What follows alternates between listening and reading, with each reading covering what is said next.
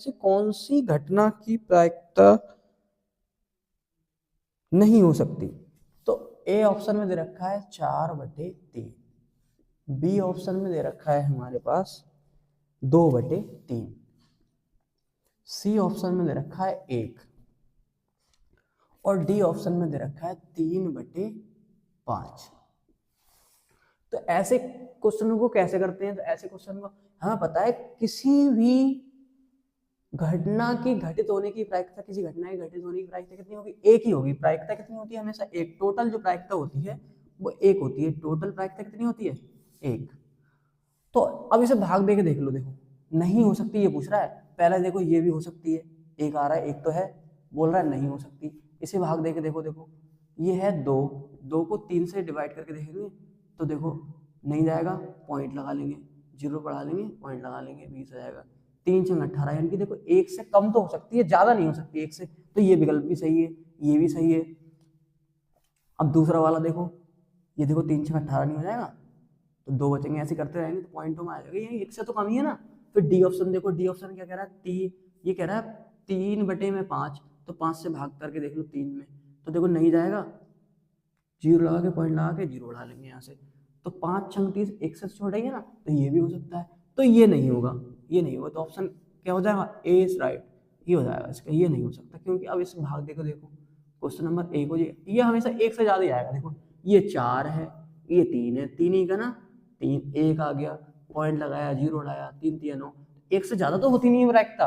1 से ज्यादा प्रायिकता नहीं होगी, तो ये ऑप्शन क्या हो जाएगा? राइट हो जाएगा। क्योंकि वो तो ये बोल रहा है ना कि कौन सी घटना की प्रायिकता नहीं हो सकती। तो कौन सी घटना की प्रायिकता नहीं हो सकती? तो ए नहीं हो सकती। क्या नहीं होगा? ए नहीं होगा।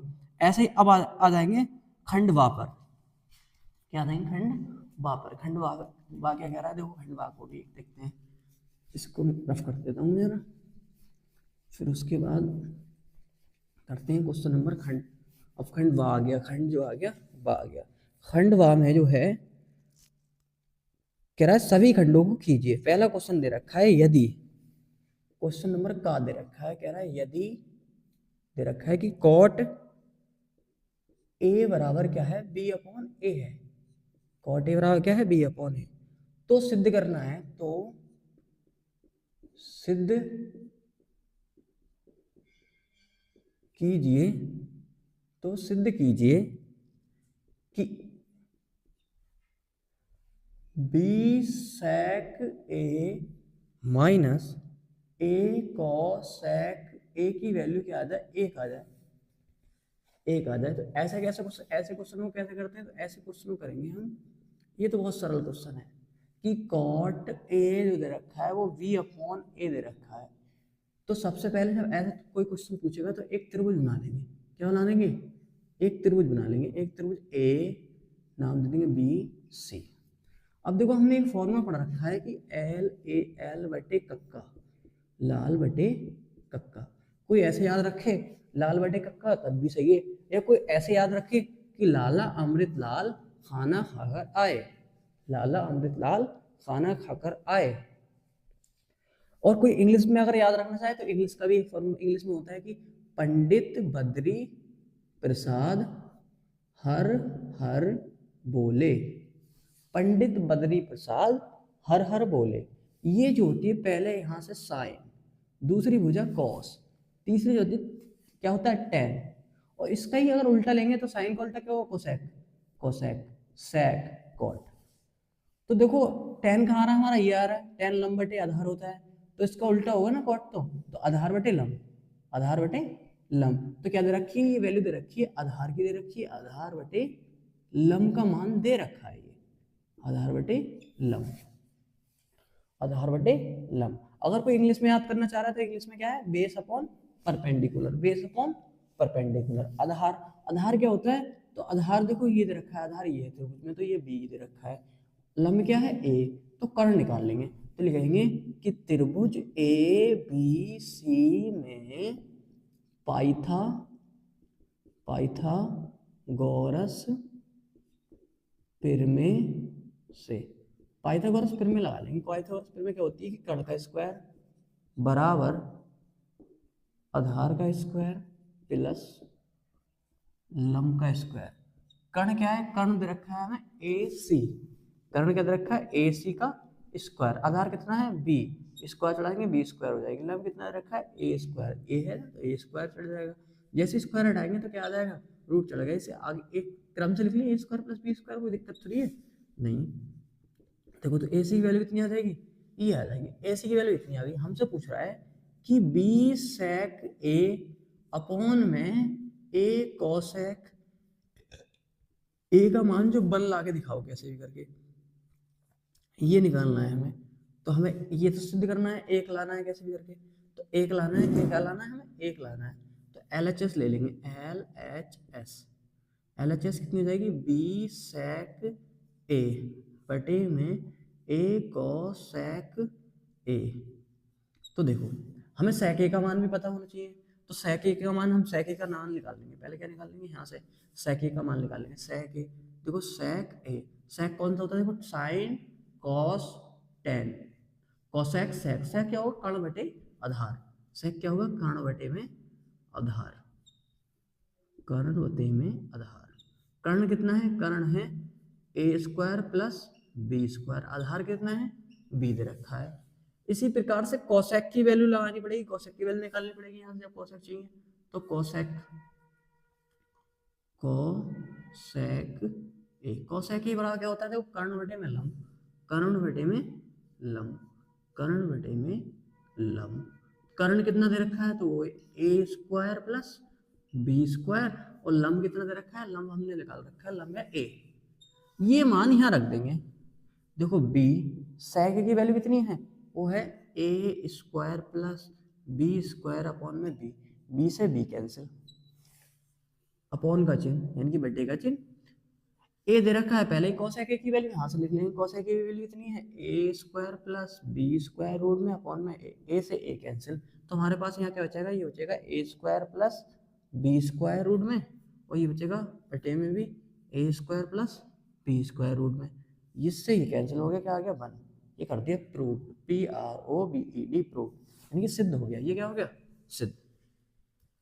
ऐसे इस तरह के क्वेश्चन को कैसे करते हैं, ऐसे एक त्रिभुज बना लेते हैं, आसानी से ये क्वेश्चन ऐसे सॉल्व हो जाते हैं।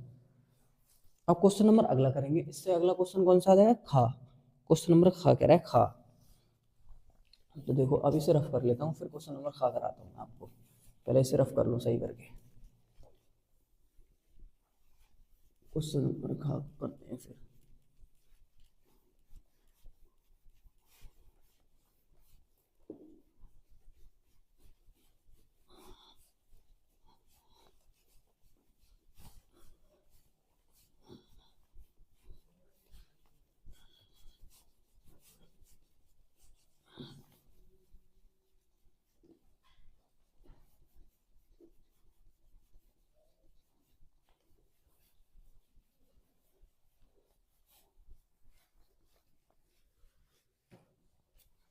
अब क्वेश्चन नंबर खा के कह रहा है, क्वेश्चन नंबर खा कह रहा है x के किस मान के लिए 2x, x प्लस 8 तथा 3x प्लस 1 समांतर श्रेणी में होंगे। जब कोई भी वैल्यू समांतर श्रेणी में होती है, जैसे सपोज करो मैं अभी क्वेश्चन करने से पहले एक उदाहरण समझाता हूँ आपको, इधर जैसे समांतर श्रेणी सपोज करो मैं 1 2 4 6 डैश ये मान दे रखे हो सोन तक, तो समांतर श्रेणी में जब कब होते हैं, जब इनका सर्वांतर क्या हो सैम हो, यानी कि सर्वांतर का मतलब अंतर सैम हो, पहला पद कितना है 2 है, दूसरा 4, तीसरा 6, अब इनका अंतर निकालोगे तो 4 में से 2 गया 2, 6 में से 4 गया 2, जब उनका अंतर जब समान आता है तो कोई भी श्रेणी क्या होती है समांतर श्रेणी होती है। और अंतर कैसे निकालते हैं, दूसरे पद में से पहला पद घटा लो, दूसरे पद में से पहला पद घटा लो, तथा इसी प्रकार से तीसरे पद में से दूसरा पद घटाओ, चौथे में से तीसरा घटाओ, अगर उनका अंतर उस श्रेणी का अंतर क्या आ जाए समान आ जाए तो ऐसी श्रेणी को क्या कहते हैं समांतर श्रेणी कहते हैं, ऐसी श्रेणी क्या कहेंगे समांतर श्रेणी कहेंगे। तो एक क्वेश्चन दे रखा है कह रहा है कि x के किस मान के लिए 2x, x plus 8, 3x plus 1 समांतर श्रेणी में होंगे। तो एक श्रेणी दे रखी है x 2x, x plus 8, 3x plus 8, 3x plus 1 sorry 3x plus 1, जब ये समांतर श्रेणी में कब होंगे, ये है यहाँ लिख दें, ये श्रेणी समांतर श्रेणी में जब होगी जब दूसरा पद पहले में से उसका अंतर दूसरे पद में से पहला पद घटाए, बराबर होगा उसका अंतर बराबर होगा तीसरे में से दूसरे पद को अगर घटा दें तो उसका अंतर क्या हो जाएगा, समान हो जाएगा। तो x प्लस 8 को हम क्या घटा दें, इसका और इसका अंतर सेम आएगा। कैसे, अब इसमें समझ में नहीं आ रहा है, इसमें समझो। देखो पहले अगर दूसरे में से दूसरा पद क्या है, 4 है, 4 में से अगर 2 घटाऊंगा, पहला पद घटाऊंगा, अंतर क्या आ गया, 2। और इसी प्रकार से 6 में से दूसरा पद घटाऊं 4, तो अंतर क्या आ जाएगा, 2। तो 2 और 2 आपस में बराबर है, इसलिए मैंने यहाँ इक्वल का चिन्ह लगाया है, क्योंकि दूसरे में से पहला पद घटा लो और इसी प्रकार से तीसरे में से दूसरा पद घटा लो। तो देखो ये 2x है, ये x है, तो ये क्या बचेगा, 8 माइनस एक्स बराबर, यहाँ देखो 3x प्लस 1, माइनस से अंदर मल्टीप्लाई करेंगे तो x और माइनस प्लस माइनस 8, तो ये आ जाएगा 8 माइनस एक्स बराबर, देखो 3x से ये x से कितना बचेगा 2x, और ये बच जाएगा 7, कितना बच जाएगा 7। x को यहीं ब्रेक कर लो, 7 को इधर उठा लो, 8 इधर रखे हैं, 7 को इधर उठा के लाएंगे तो प्लस को जाएंगे 7, और ये 2x है, इस x को उधर ले जाएंगे तो ये हो जाएगा प्लस का x, तो ये हो जाएगा 3x बराबर 8 7 15। तो x की वैल्यू कितनी हो जाएगी, 15/3, तो 3 पंजे 15, 3 पंजे 15 आंसर। अब क्वेश्चन नंबर आता है गा। क्वेश्चन नंबर गा क्या कह रहा है, क्वेश्चन नंबर गा बहुत मोस्ट इंपोर्टेंट है। ये क्वेश्चन क्या है, सबसे ज्यादा हर साल पूछा जाता है, ये 2 नंबर में क्वेश्चन आता है, ये कई साल से आ रहा है ये क्वेश्चन, तो ज्यादातर सेटों में आपको मिल जाएगा ऐसा क्वेश्चन। और क्वेश्चन को करना बहुत सरल, एकदम बहुत सरल क्वेश्चन है ये, जिसने भी इसकी लैंग्वेज याद कर ली ना उसको ये क्वेश्चन आसानी से करके ले जाएगा। क्वेश्चन नंबर क्या है वो देखते हैं अभी, कि सिद्ध कीजिए कि 2√3 एक अपरिमेय संख्या है। सिद्ध करना है कि 2√3 क्या है, एक अपरिमेय संख्या है, तो हम क्या डालेंगे, प्रूफ, क्योंकि सिद्ध करना है। तो लिखेंगे इसका उल्टा मानते हैं, ऐसे क्वेश्चनों को कहेगा सिद्ध कीजिए कि यह एक परिमेय संख्या है, तो ऐसे क्वेश्चनों को हम क्या करेंगे, इसके विपरीत मानेंगे। वो कहेगा अपरिमेय संख्या है तो हम उसे मान लेंगे कि ये क्या है, ये परिमेय संख्या है। अब इस क्वेश्चन को सॉल्व करते हैं, इसका विपरीत मानेंगे कि माना 2√3 एक परिमेय संख्या है, लिखेंगे जिसे हम P/Q के रूप में लिख सकते हैं। ये लैंग्वेज लिखनी है, कैसा भी क्वेश्चन आ जाए, कोई भी क्वेश्चन आ जाए परिमेय संख्या का, आपको ये लिखना है, सिर्फ ये संख्या जो क्वेश्चन में संख्या बोले वो क्वेश्चन में यहाँ रख देंगे, बाकी यही लिखना है कि माना 2√3 एक परिमेय संख्या है जिसे हम P/Q के रूप में लिख सकते हैं। अब लिखेंगे 2√3 बराबर लिख लेंगे P/Q, क्या लिख लेंगे, P/Q, जहां लिखेंगे Q बराबर नहीं है 0 के, इसलिए लिख रहे हैं Q बराबर नहीं है 0 के। सपोज करो कि P/Q है, P की वैल्यू 1 है और Q की वैल्यू कुछ भी मान लो 0 मानेंगे, क्योंकि 0 नहीं है ना, 0 अगर मान लेंगे बराबर तो वो तो इन्फिनिटी हो जाएगी ना, किसी संख्या को अगर 0 से भाग दे तो इन्फिनिटी हो जाएगी, और किस 0 को किसी संख्या से भाग दे तो 0 ही होता है, तो 0 से किसी संख्या अगर 0 रख देंगे हम मान, तो ये तो इन्फिनिटी हो जाएगी, अनंत। तो इसको हम पता कैसे लगा सकते हैं कि ये अब अनंत है, तो आप क्या कर लेंगे, हम 0 मान लेंगे, 0 नहीं है, इसलिए मैंने लिखा है कि Q बराबर नहीं है 0 के, Q बराबर नहीं है 0 के। तो हम क्या कर लेंगे, 3 को यहाँ ब्रेक कर लेंगे, P/2 को इसके बटे में लाएंगे तो ये हो जाएगा 2Q, P/2Q लिखेंगे, चूंकि P/2Q एक परिमेय संख्या है,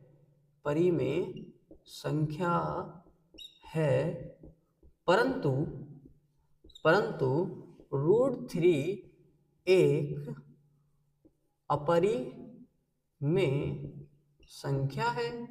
अपरिमेय संख्या है। फिर एक लाइन लिखनी है हमें, जो हमारी कल्पना का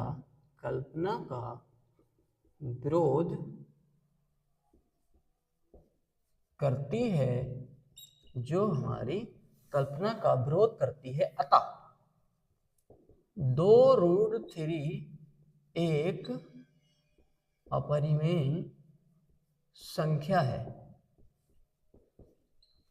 इस तरह के क्वेश्चन को ऐसे ही करना है हमें, ये लैंग्वेज तो लिखनी है, ये लैंग्वेज जरूरी है लास्ट का, और ये शुरू का लिखना जरूरी है, क्योंकि कोई भी संख्या आएगी तो हाँ लिख देंगे, यहाँ रख देंगे। जैसे सपोज करो 3√3 आ गई तो हम लिखेंगे मानो 3√3 एक परिमेय संख्या है, इसे हम P/Q के रूप में लिख सकते हैं।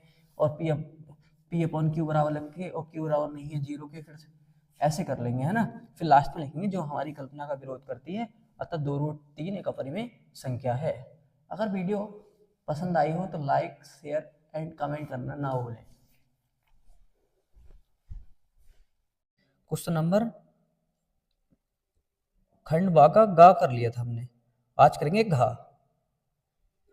क्वेश्चन नंबर घा क्या कह रहा है, एक घन का आयतन 729 घन सेंटीमीटर है, तो इसका संपूर्ण पृष्ठीय क्षेत्रफल पूछ रहा है। तो घन का आयतन दे रखा है हमारे पास, किधर रखा है, घा है ये क्वेश्चन, घन का आयतन। तो घन का आयतन क्या होता है, पहले हमें ये पता होना चाहिए घन का आयतन क्या होता है। तो देख लिखेंगे घन का आयतन, घन का आयतन क्या होता है, भुजा की घात 3, भुजा की घात 3 होती है। भुजा सपोज करो a मान लो तो एक ही हो जाएगी। और घन का आयतन कितना दे रखा है, 729 दे रखा है क्वेश्चन में, तो एक की क्यू बराबर हो गया 729। अब a बराबर हो जाएगा कि 729 लेंगे, रूट में आ जाएगा 729 क्या में आ जाएगा, रूट में। अब रूट ये क्यूब निकालते कैसे, ये कहा जाए क्यूब, रूट नहीं सॉरी, क्यूब में आ जाएगा, ये क्यूब यहाँ से हटेगा, इस पे लग जाएगा क्यूब। अब क्यूब निकालते कैसे, तो क्यूब निकाल लो आप, क्यूब ऐसे, अब इससे कट करो तो 3 से कट करेंगे, देखो 3 से कट करेंगे तो 3 दूनी 6, एक बचा 12 हो गए, 3 चौक 12, 3 तिया 9, फिर 3 अट्ठे 24, 3 ही का ना 3, फिर 3 से 3 दूनी 6, 3 सत्ते 21, 3 नीम 27, 3 तिया 9, 3 ही का ना 3। क्यूब निकालते हैं, जैसे स्क्वायर निकालते हैं तो 2 लेंगे, स्क्वायर निकालेंगे 2, तो इसी प्रकार से क्यूब निकालेंगे तो 3 लेते हैं 3। तो इसको हम लिख सकते हैं कि a इक्वल टू आ जाएगा 3 तिया 9 तिया 27, 27 इंटू 27 लिख सकते हैं। तो 27 का क्यूब कितना होता है, क्यूब 3 और ये 3, तो ए का मान क्या आ गया, ए यानी कि भुजा का मान क्या आ गया, 3 तिया 9 सेंटीमीटर। हमसे क्या पूछ रहा है, आगे पूछ रहा है कि घन का, हाँ, संपूर्ण पृष्ठीय क्षेत्रफल। तो लिखेंगे घन का संपूर्ण पृष्ठीय क्षेत्रफल, पृष्ठीय क्षेत्रफल। घन का संपूर्ण पृष्ठीय क्षेत्रफल होता है, घन में कितने हो जाते हैं 6, तो 6a², a का मान, यहाँ a क्या है, भुजा है, a क्या है, भुजा, यानी कि 6 और a कितना है 9, 9 का स्क्वायर, तो 6 और 9 नीम 81, यानी कि 6 1 का 6, 8 छंग 48, 8 छंग 48, तो कितना आ गया, ये आ गया 486। अब क्या पूछ रहा है, संपूर्ण पृष्ठीय क्षेत्रफल है तो काय में आएगा, सेंटीमीटर का स्क्वायर। अगर यही आयतन होता तो क्यूब लगा देते, क्योंकि आयतन क्या होता है, क्यूब। आंसर। अगला क्वेश्चन देखो, अगला क्वेश्चन क्या कह रहा है, अगला क्वेश्चन है, पहले इसको रफ कर लेता हूँ फिर करते हैं अगला क्वेश्चन, आसानी से कर लेंगे अगला क्वेश्चन, पहले रफ करते हैं इसको, फिर क्वेश्चन अगला करेंगे, क्वेश्चन नंबर इससे अगला वाला।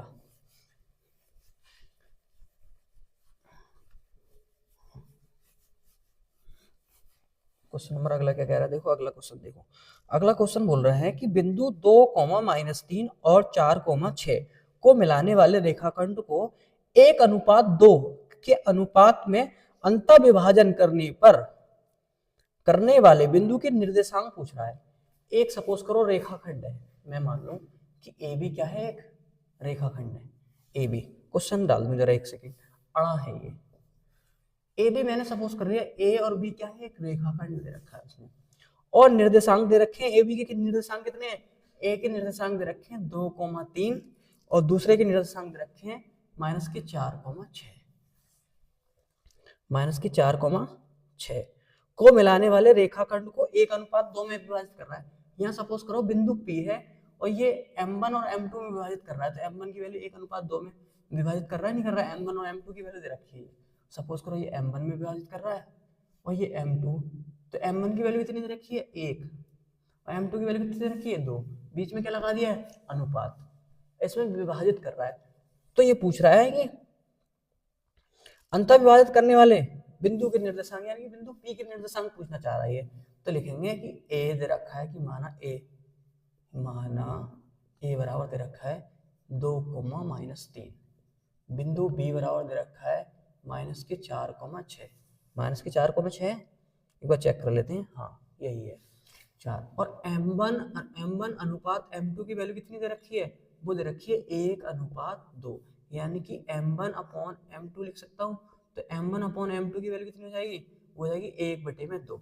तो m1 की वैल्यू कितनी होगी 1 और m2 की वैल्यू कितनी होगी 2। इसी प्रकार से m1 है। अब लिखा देंगे अंत विभाजन बोल रहा है ना वो, तो अंत विभाजन सूत्र से, अंत विभाजन सूत्र क्या होता है, सूत्र से, तो अंत विभाजन सूत्र होता है हमारे पास, ये होता है x, y जो बिंदु P के निर्देशांक होते हैं।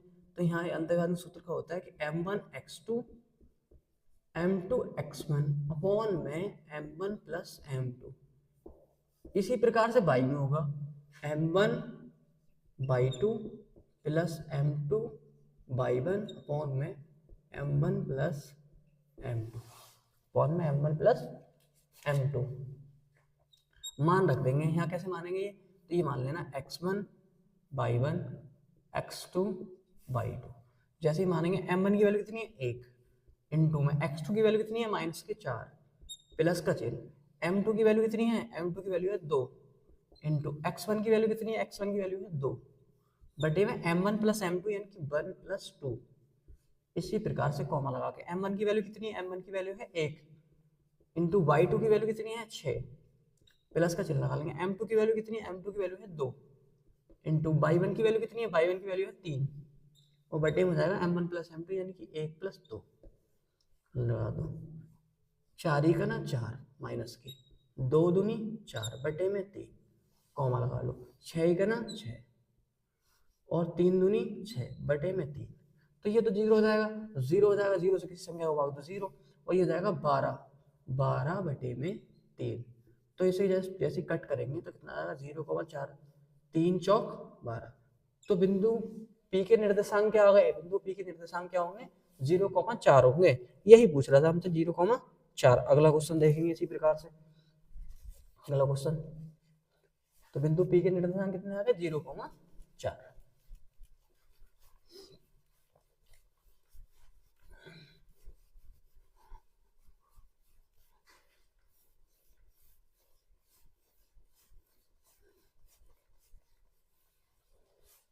क्वेश्चन नंबर करेंगे अगला वाला 4। क्वेश्चन नंबर 4 क्या कह रहा है, कह रहा है निम्नलिखित आवृत्ति विवरण से माध्य ज्ञात कीजिए। माध्य हमने एक अभी विकल्प में भी आया था, ये क्वेश्चन बहुत सरल होता है। माध्य क्या होता है, सिग्मा एफ एक्स बराबर समांतर माध्य sigma f x upon sigma F. तो इसी प्रकार से इसे भी कर लेंगे हम। समांतर माध्य पूछ रहा है ना, तो हमसे पूछ रहा है माध्य या समांतर माध्य, बात है कि ये वही। तो देखो 4 क्वेश्चन कह रहा है वर्ग अंतराल, उसमें क्वेश्चन में ये दे रखा होता है, वहां से हम देख के लिख लेंगे वर्ग अंतराल। ये याद रखना कि जो दे रखा होता है वो ऐसे लिख लेंगे। दूसरा जब माध्य निकालेंगे तो हमेशा दूसरा कॉलम मध्य मान का लिखेंगे, मध्य मान का मतलब होता है बीच का मान। और सिग्मा एफ की वैल्यू दे रखी होती है, सिग्मा एफ का मतलब होता है ये बारंबारता होती है। क्या होती है, बारंबारता। ये भी क्वेश्चन में दे रखी होती है। इस क्वेश्चन में आवृत्ति दे रखी है, तो आवृत्ति का ये मतलब ही क्या है, बारंबारता। आपको कोई भी क्वेश्चन पूछेगा माध्य का तो उसमें 2 चीज देगा, एक तो आपको देगा वर्ग अंतराल और वर्ग अंतराल से, और दूसरा देगा बारंबारता।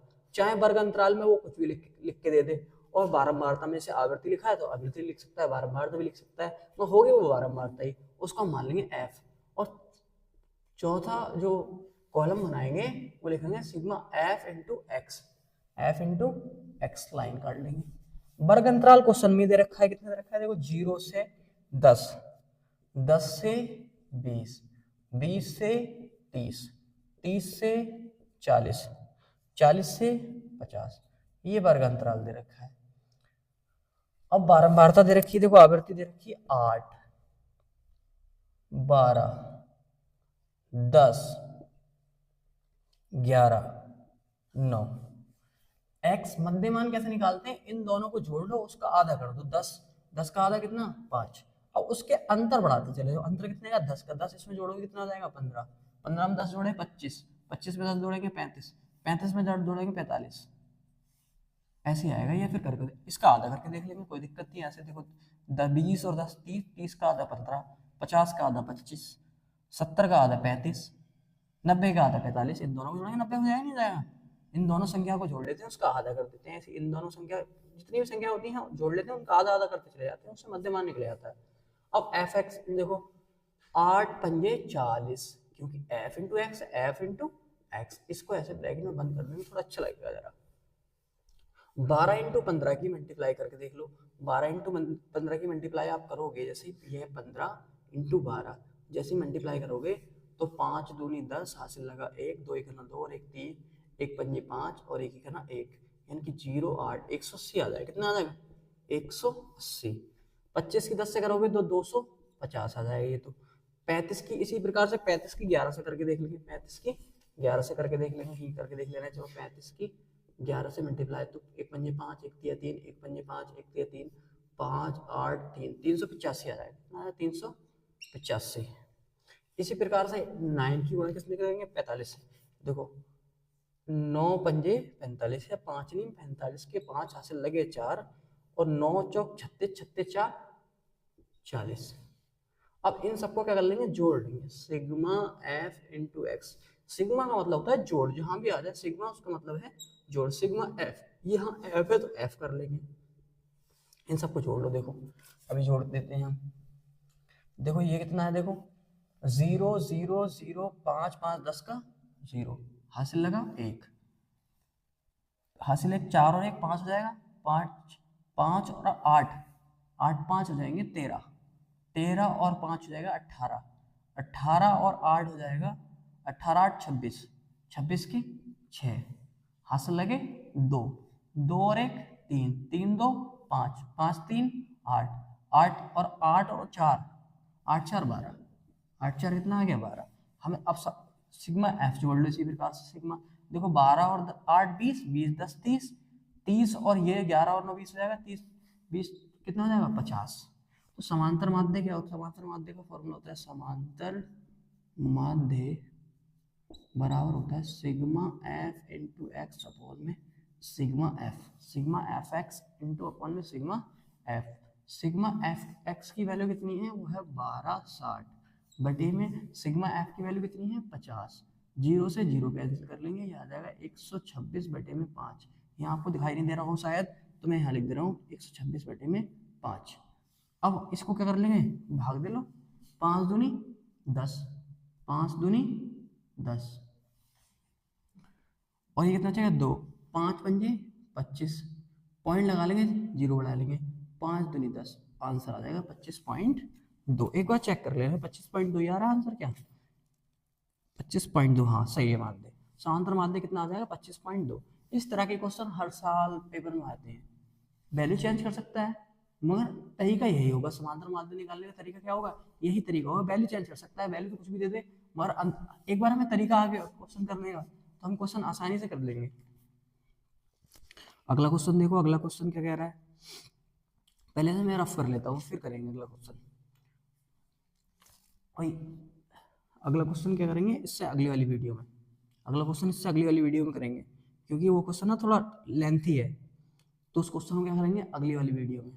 अगर वीडियो पसंद आई हो तो लाइक शेयर एंड कमेंट करना ना भूलें। Thank you.